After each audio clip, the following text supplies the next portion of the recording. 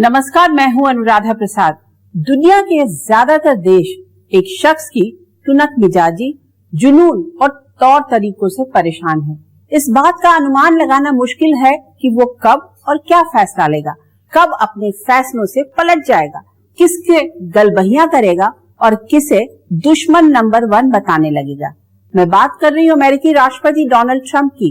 दूसरी पारी में राष्ट्रपति पद की शपथ लेने के बाद उनके मुंह से सबसे अधिक निकलने वाला शब्द है टैरिफ। वो रेसिप्रोकल टैरिफ की बात करते हैं, यानी जो देश अमेरिका से जितना टैक्स वसूल करेगा उस पर भी उतना ही टैक्स लगाया जाएगा। दुनिया भर के शेयर बाजार ट्रंप के टैरिफ टैक्सेस का साइड इफेक्ट महसूस कर चुके हैं। फिलहाल दुनिया के 75 से अधिक देशों पर रेसिप्रोकल टैरिफ को प्रेसिडेंट ट्रंप ने 90 दिनों तक के लिए रोक दिया है। पर चाइना को लेकर उनका रुख बहुत सख्त बना हुआ है। चीन पर वो लगातार टैरिफ बढ़ा रहे हैं, जो अब 145% तक पहुंच चुका है। टैरिफ वॉर दुनिया के नंबर 1 यानी अमेरिका और नंबर 2 यानी चाइनीज इकोनॉमी के बीच है। दोनों में से कोई भी एक कदम पीछे हटने को तैयार नहीं। ऐसे में सवाल उठता है कि ट्रंप अगले 4 साल तक दुनिया में और कितनी उथल पुथल मचाएंगे। आखिर वो अमेरिका को कहां ले जाना चाहते हैं? Make America great again agenda को आगे बढ़ाते हुए ट्रंप अपने मुल्क को आबाद करेंगे या बर्बाद? अमेरिका चाइना के बीच ट्रेड वॉर में ज्यादा नुकसान किसका होगा? क्या टैरिफ डिप्लोमेसी से प्रेसिडेंट ट्रंप चाइना को अलग थलग कर पाएंगे? आखिर दुनिया के ज्यादातर देश ट्रंप की बात क्यों मानेंगे? ट्रंप आंधी भारत के लिए एक मौका है या मुसीबत? आज ऐसे ही सुलगते सवालों के जवाब तलाशने की कोशिश करेंगे अपने खास कार्यक्रम ट्रंप के दिमाग में क्या है, वर्ल्ड फैक्ट्री बनाना नहीं आसान में।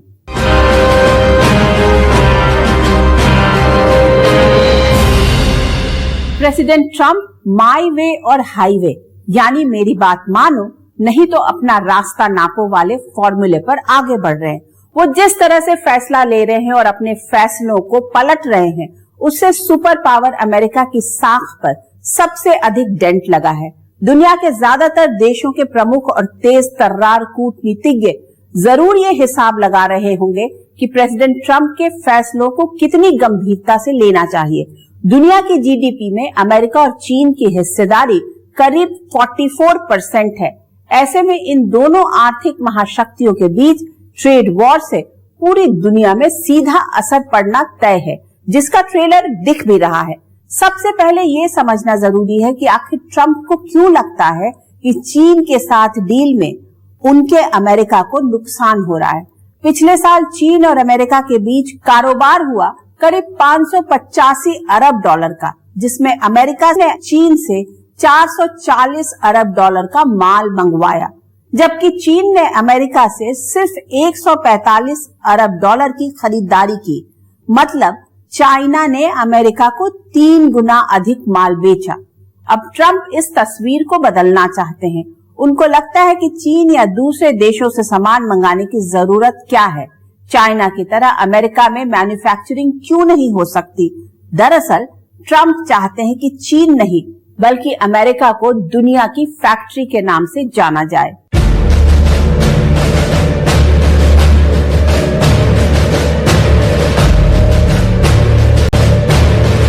He understood. He said, "Look, I understand, and the other countries, and they all understand."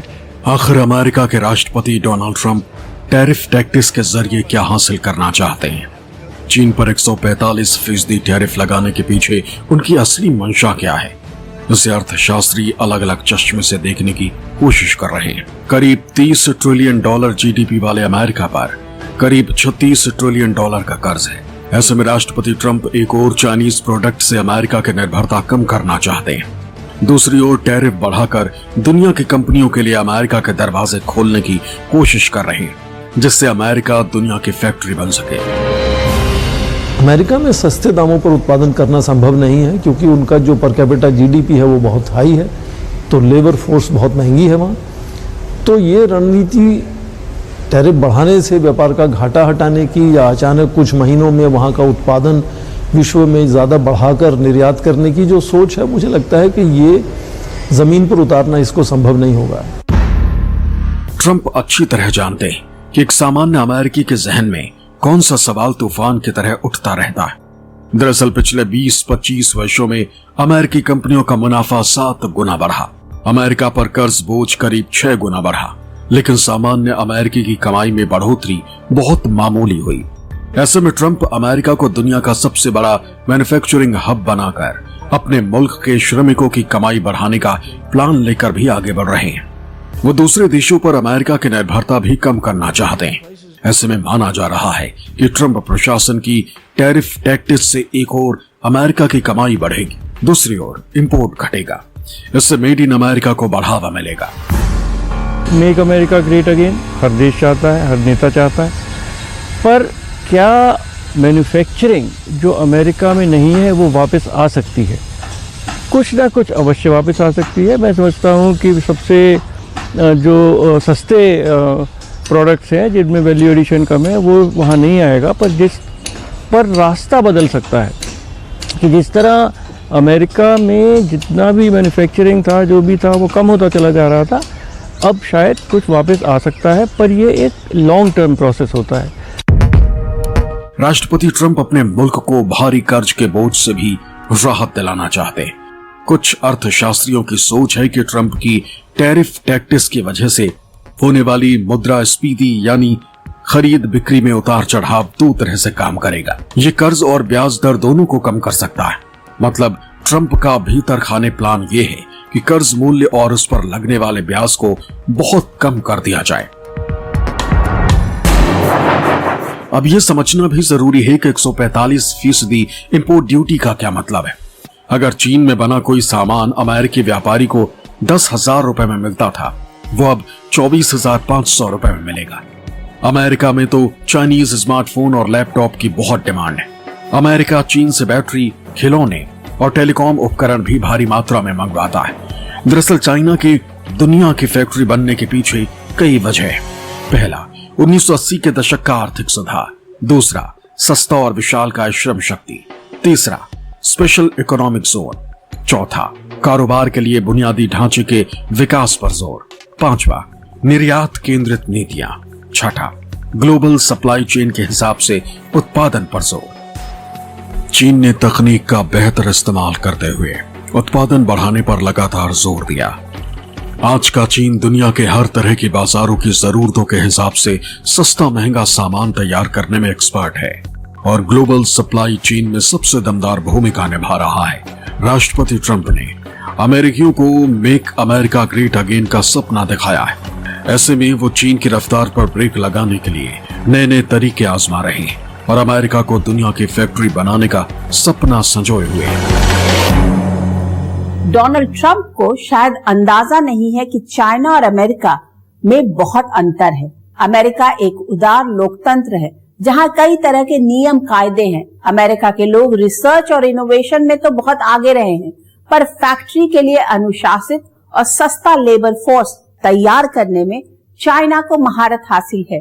यही वजह है कि जब कम्युनिस्ट चाइना ने अपनी इकोनॉमी में उदारीकरण का इंजन जोड़ा तो चीन में विदेशी कंपनियों को अपने लिए बेहतर संभावनाएं दिखी। देशी विदेशी कंपनियों ने चाइना की जमीन पर कारखाने खड़े किए तो बीजिंग में बैठे हुक्मरानों ने अपने यहाँ बनने वाले सस्ते सामानों को पूरी दुनिया में बेचने का रास्ता आसान किया। नतीजा ये रहा कि कुछ वर्षों में ही सस्ते चाइनीज प्रोडक्ट्स का दुनिया भर में डंका बजने लगा और आज भी बज रहा है। हालत ये है कि 100 अमेरिकन में से 75 के हाथों में मेड इन चाइना स्मार्टफोन दिख जाएगा। चीन में बने लैपटॉप की भी अमेरिका में बहुत डिमांड है। ऐसे में प्रेसिडेंट ट्रंप के जुनून के सबसे बड़े भुक्तभोगी तो खुद अमेरिकन होंगे। उन्हें made in China smartphone, laptop या अन चाइनीज प्रोडक्ट्स के लिए अब डबल से अधिक कीमत चुकानी पड़ेगी।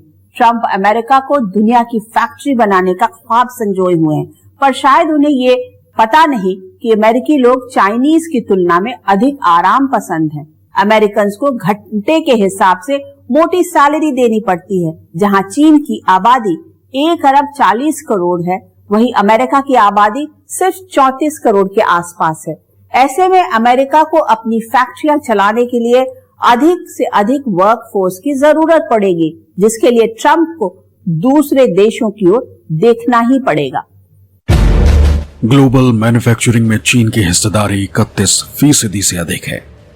वहीं चीन की आबादी में हर तीसरा व्यक्ति मैन्युफैक्चरिंग यानी औद्योगिक उत्पादन से जुड़ा है। इस हिसाब से देखा जाए तो चीन की 45 करोड़ से अधिक वर्कफोर्स औद्योगिक उत्पादन में जुटी। अमेरिका की कुल आबादी ही 35 करोड़ के आसपास है। ऐसे में अमेरिका की दुनिया की फैक्ट्री बनने की राह में सबसे बड़ी बाधा श्रम शक्ति की है। मैन पावर की तो कमी अमेरिका में रहेगी क्योंकि वो इमिग्रेशन को भी कंट्रोल कर रहे हैं, पर बहुत जल्दी तो मैन्युफैक्चरिंग शिफ्ट हो नहीं सकती। ये तो महीनों का नहीं, सालों का काम है। तो शुरू में इन्फ्लेशन बढ़ेगा अमेरिका में और फिर हो सकता है दुनिया में थोड़ा सा मंदी अवश्य आएगी। और मेरा मानना है कि साल के अंत तक फिर एक नया समीकरण अर्थशास्त्र का आयात निर्यात का बनेगा। एक स्टडी के मुताबिक एक सामान्य चाइनीज कामगार हफ्ते में 47 घंटे से अधिक काम करता है। दूसरी ओर अमेरिकी श्रमिक हफ्ते में करीब 34 घंटे काम करते हैं। चीन ने अपने कारखानों में उत्पादन बढ़ाने के लिए श्रमिकों के लिए ओवरटाइम का कल्चर भी विकसित किया है। इससे चाइना का औसत श्रमिक तय घंटे से अधिक काम करते हुए उत्पादन बढ़ाने में योगदान देता है। अमेरिका की एक्टिव वर्क फोर्स का बड़ा हिस्सा तय समय से कम काम करने और पार्ट टाइम नौकरी को अधिक पसंद करता है। ऐसे में अगर डोनाल्ड ट्रंप दुनिया की दिग्गज मल्टीनेशनल कंपनियों को अमेरिका में कारखाना लगाने के लिए तैयार कर भी लेते हैं तो कारखानों में काम करने के लिए वर्क फोर्स कहां से लाएंगे? अमेरिका देश ही इमिग्रेंट्स का है, तो वर्क फोर्स कहाँ से आएगी ये उनको चिंता होनी चाहिए। जबकि वो चाहते हैं कि उनका जो उत्पादन का क्षेत्र है उसमें वो अंतर्राष्ट्रीय स्तर पर कंपेटिटिव बनना चाहते हैं ताकि उनका व्यापार बढ़े। कमोडिटीज़ का जो व्यापार है वो बढ़ना चाहिए। तो यदि इस तरह की नीति सक्षम होती भी है भविष्य में कभी, तो उसमें मुझे लगता है कई दशक लगेंगे। अमेरिका की जो मैन्युफैक्चरिंग है वो ऐसा नहीं कि कुछ ही सप्ताह या कुछ महीनों में अंतर्राष्ट्रीय स्तर पर उसका बहुत बड़ा नाम हो सकता है।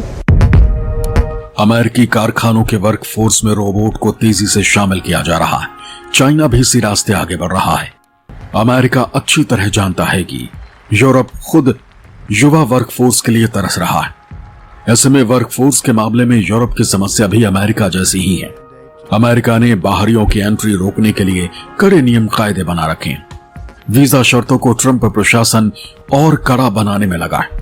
स्टूडेंट वीजा को लेकर हाल में ट्रंप प्रशासन ने जो बदलाव किए उससे अमेरिकी यूनिवर्सिटीज भी सरकार के खिलाफ मैदान में उतर आई। ट्रंप के दौर में अमेरिका एक और करीब 42 करोड़ रुपए लेकर गोल्ड कार्ड वीजा दे रहा है। दूसरी ओर अवैध रूप से पकड़े गए प्रवासियों को खदेड़ने में लगा है। तीसरी ओर दुनिया की फैक्ट्री बनने का ख्वाब देख रहा है। लेकिन अमेरिकी युवा शायद ही चीन के श्रमिकों की तरह काम करने के लिए तैयार हों।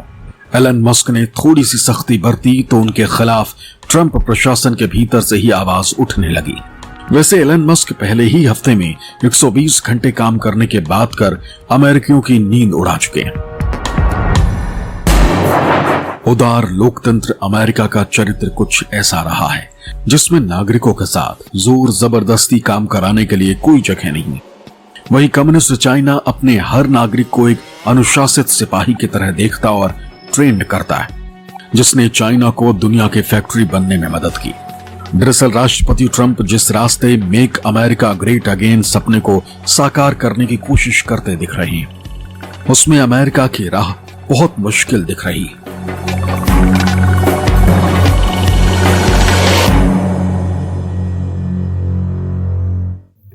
अमेरिका जिन चुनौतियों से जूझ रहा है वो किसी और की नहीं, अमेरिकी हुक्मरानों द्वारा पैदा की गई थी। चाइना को भी आर्थिक रूप से मजबूत बनाने में अमेरिकी पूंजी और कंपनियों की बड़ी भूमिका रही है। अब ट्रंप जिस रास्ते आगे बढ़ रहे हैं उसमें उन्हें कई और फैसले अपने पलटने पड़ सकते हैं। मसलन डोनाल्ड ट्रंप एक और अमेरिका में बाहरियों की एंट्री कम करने के लिए वीजा नियमों को कड़ा बनाने में लगे हैं। अवैध प्रवासियों की धरपकड़ हो रही है और उन्हें वापस भेजने का काम धड़ल्ले से जारी है। ऐसे में अमेरिका में मैन्युफैक्चरिंग बढ़ाने के लिए वीजा नियमों पर यू टर्न लेना भी ट्रंप प्रशासन की मजबूरी होगी। डिपार्टमेंट ऑफ गवर्नमेंट एफिशिएंसी के प्रमुख और बिजनेस टाइकून एलन मस्क ने कमान संभालने के बाद जब सरकारी कर्मचारियों से उनके कामकाज का हिसाब मांगा तो कोहराम मच गया।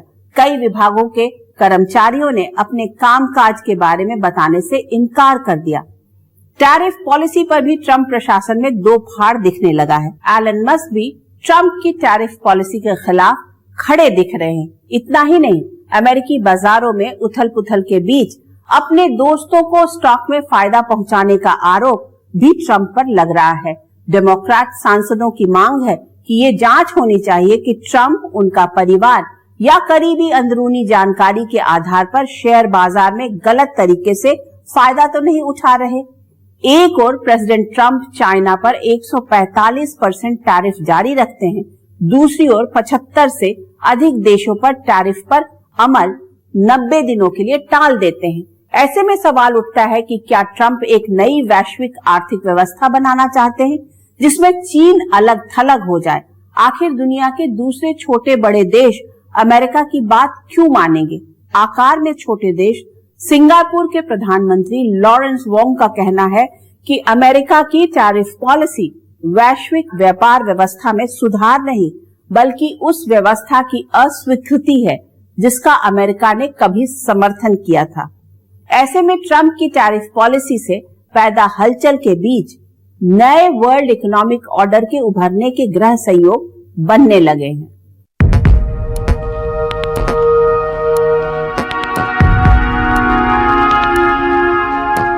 I'm telling you, these countries are calling us up, kissing. They are dying to make a deal. Please, sir, make a deal. I'll do anything, sir. National Republican congressional committee यानी NRCC के dinner में राष्ट्रपति Trump ने ऐसी अशोभनीय बात कह दी जिसने पूरी दुनिया के राजनेताओं और कूटनीतिज्ञों को सन्न कर दिया। लोग ये सोचने के लिए मजबूर हो गए कि क्या अमेरिका जैसे लोकतंत्र के राष्ट्रपति के मुंह से ऐसे अमर्यादित शब्द भी निकल सकते हैं। विवादों से ट्रंप का पुराना नाता रहा है। पूरी दुनिया के शेयर बाजारों में उथल पुथल के बीच उनका ओवल ऑफिस का वीडियो बहुत चर्चा में है। The biggest increase in the history of the stock market. That's pretty good. You're almost, if you keep going, you're going to be back to where it was 4 weeks ago. President Trump की हर बात का दुनिया में अलग मतलब निकाला जा रहा है, चाहे वो शेयर बाजार हो या कूटनीतिक रिश्ते। डोनाल्ड ट्रंप एक ओर चाइना पर लगातार टैरिफ बढ़ा रहे हैं, वहीं दूसरी ओर 75 से अधिक देशों पर जवाबी टैरिफ को 90 दिनों के लिए रोक दिया है। लेकिन ट्रंप को उनकी भाषा में चाइना ने जवाब दिया। अमेरिका पर 84% टैरिफ का ऐलान कर दिया। फिलहाल अमेरिका चाइना को सबसे ज्यादा अधिक सोयाबीन बेचता है। दूसरे नंबर पर एयरक्राफ्ट और इंजन, तीसरे नंबर पर इंटीग्रेटेड सर्किट, चौथे नंबर पर फार्मास्यूटिकल्स आता है। शायद राष्ट्रपति ट्रंप एक ऐसा अंतर्राष्ट्रीय गठबंधन बनाने के प्लान पर आगे बढ़ रहे हैं जिससे चाइना को अलग थलग किया जा सके, क्योंकि जिस रफ्तार से चाइना आगे बढ़ रहा है उसमें भविष्यवाणी की जा रही है कि वो दिन दूर नहीं जब अमेरिका को पछाड़कर चीन दुनिया की सबसे बड़ी अर्थव्यवस्था बन जाएगा। चाइना की तरह अमेरिका काम कभी भी नहीं कर पाएगा और मुझे लगता है वो अमेरिका का उद्देश्य भी नहीं है। लेकिन चाइना जिस तरह से काम करता है वो काम अमेरिका नहीं करता, तो इसलिए वो अनइवन कंपटीशन तो है। ग्लोबल सप्लाई चेन में चीन अपनी अहमियत को अच्छी तरह समझ रहा है। चाइना ये भी जानता है कि उसके पास मौजूद रेयर अर्थ मटेरियल अमेरिका के लिए कितने जरूरी है। एक आंकड़े के मुताबिक साल 2023 में अमेरिका ने अपने कुल रेयर अर्थ मटेरियल का 70% से अधिक आयात चीन से किया था। सैम्ब्रियम, गैडोलिनियम, टेरबियम, डिस्प्रोसियम, ल्यूटेटियम, स्कैंडियम और यट्रियम जैसे रेयर अर्थ मटेरियल इलेक्ट्रिक गाड़ियों, स्मार्टफोन, फाइटर जेट, मिसाइल और सैटेलाइट जैसी सैन्य तकनीक बनाने के लिए बहुत जरूरी है। ऐसे में चीन रेयर अर्थ सप्लाई को अमेरिका के खिलाफ हथियार की तरह इस्तेमाल कर सकता है। इसी तरह चीन को एडवांस्ड माइक्रोचिप्स इंपोर्ट करने में भारी दिक्कतों का सामना करना पड़ सकता है। WTO को, वर्ल्ड ट्रेड ऑर्गेनाइजेशन के नियमों को जिस तरह चीन ने उनका दुरुपयोग किया और मैं समझता हूँ कि दुनिया को एक चकमा दिया, तो उस तरह 50% अगर दुनिया की मैन्युफैक्चरिंग चाइना पहुंच जाएगी तो ये तो अच्छा नहीं है। मैं समझता हूँ कि जिस तरह से भी राष्ट्रपति ट्रम्प कर रहे हैं, टैरिफ लगा के करें या जैसे भी करें, अगर चाइना जिस रास्ते पर जा रहा है कि दुनिया की मैन्युफैक्चरिंग को समाप्त कर दे, वो रास्ता सही नहीं है। डोनाल्ड ट्रंप जानते हैं कि बिजनेस पर चोट सबसे बड़ी चोट होती। ऐसे में उनके ट्रेड एडवाइजर पीटर नवारो ने सलाह दी कि अमेरिका, कंबोडिया, मैक्सिको, वियतनाम समेत कई देशों पर दबाव बनाया जा सकता है कि वो चाइना के साथ कारोबार ना करे। इसी तरह चीन चाहेगा कि उसकी फैक्ट्रियों में तैयार माल के लिए अमेरिका न सही दूसरे देशों के बाजार खुले रहें और ग्लोबल सप्लाई चेन में बीजिंग की भूमिका कम ना हो। लेकिन आशंका इस बात की है कि अगर अमेरिका और चाइना के बीच ट्रेड वॉर लंबा खिंचा तो दुनिया में मंदी आनी तय। ऐसे में आने वाले दिनों में कूटनीति में नए गठबंधन बन सकते हैं, जिसमें दुनिया के ज्यादातर देश अपनी अपनी सहूलियत और नफा नुकसान के हिसाब से पाला चुन सकते हैं। डोनाल्ड ट्रंप खुद दावा कर चुके हैं कि अमेरिका टैरिफ लगाकर रोजाना $2 बिलियन की कमाई कर रहा है। इस हिसाब से साल भर में $730 बिलियन की कमाई होगी। लेकिन रोजाना $2 बिलियन कमाई के चक्कर में 30 ट्रिलियन की जीडीपी वाले अमेरिका को कितनी कीमत चुकानी पड़ेगी, इसका तो अभी सिर्फ अनुमान ही लगाया जा सकता है। राष्ट्रपति ट्रंप ने ये सोचा भी नहीं होगा कि उनकी टैरिफ टैक्टिक्स का चाइना इस तरह से जवाब देगा। चाइना का साफ साफ कहना है कि झुकने की जगह आखिर तक लड़ेंगे।